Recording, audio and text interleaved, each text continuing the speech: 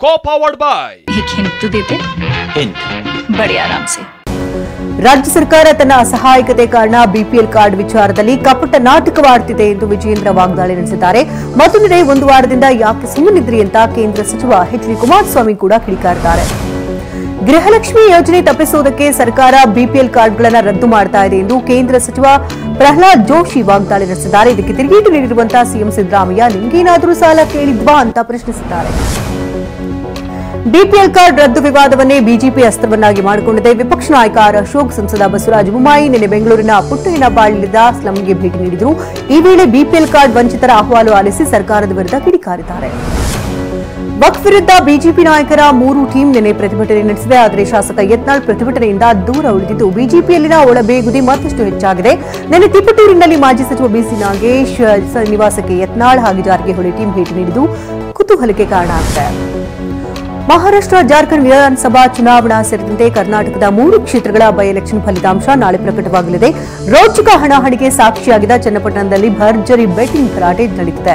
ಶಿಗ್ಗಾಂವಿಯಲ್ಲಿ ಕೈಕಮಲ ಅಭ್ಯರ್ಥಿಗಳ ಪರ ಬಾಜಿ ಜೋರಾಗಿದೆ. ಮತದಾನೋತ್ತರ ಸಮೀಕ್ಷೆಯನ್ನು ನಂಬಲು ಆಗಲ್ಲ, ಸಮೀಕ್ಷೆ ಕೇವಲ ಸ್ಯಾಂಪಲ್ ಅಷ್ಟೇ ಎಂದು ಸಿಎಂ ಸಿದ್ದು ಹೇಳಿದ್ದಾರೆ. ಹರಿಯಾಣದಲ್ಲಿ ಮತದಾನೋತ್ತರ ಸಮೀಕ್ಷೆ ಏನಾಯಿತು? ರಾಜ್ಯದ 3 ಕ್ಷೇತ್ರಗಳ ಉಪಚುನಾವಣೆಯಲ್ಲಿ ನಾವೇ ಗೆಲ್ತೇವೆ ಎಂದಿದ್ದಾರೆ.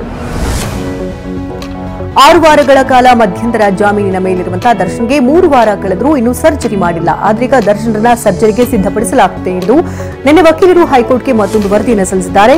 ಇನ್ನು ಜಾಮೀನು ಅರ್ಜಿ ವಿಚಾರಣೆಯನ್ನು ನವೆಂಬರ್ 26ಕ್ಕೆ ಮುಂದೂಡಿಕೆ ಮಾಡಲಾಗಿದೆ.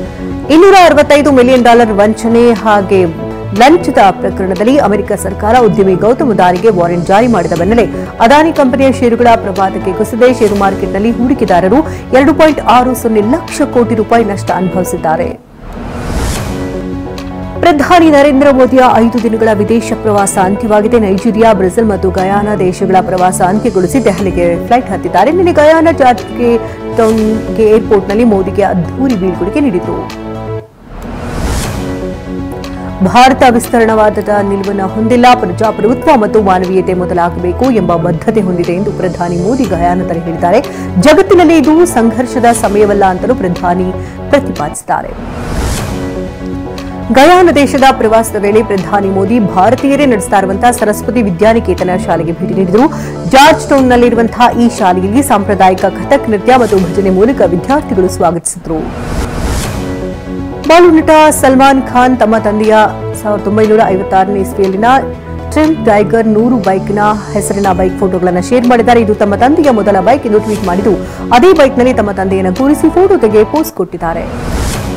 ಭಾರತ ಆಸ್ಟ್ರೇಲಿಯಾ ನಡುವಿನ ಬಹುನಿರೀಕ್ಷಿತ ಬಾರ್ಡರ್ ಗವಾಸ್ಕರ್ ಟೆಸ್ಟ್ ಸರಣಿ ಆರಂಭ ಆಗಿದೆ. ಪರ್ತ್ ಅಂಗಳದಲ್ಲಿ ಮೊದಲ ಟೆಸ್ಟ್ ಪಂದ್ಯ ನಡೆದಿದ್ದು ಟಾಸ್ ಗೆದ್ದ ಭಾರತ ಬ್ಯಾಟಿಂಗ್ ಆಯ್ದುಕೊಂಡಿದೆ. ವೇಗಿಗಳಿಗೆ ಸಹಕಾರಿಯಾಗಿರುವಂತಹ ಈ ಪಿಚ್ನಲ್ಲಿ ಟೀಂ ಇಂಡಿಯಾ ವಿರುದ್ಧ ಆಸ್ಟ್ರೇಲಿಯಾ ಸೋತಿದೆ ಇಲ್ಲ.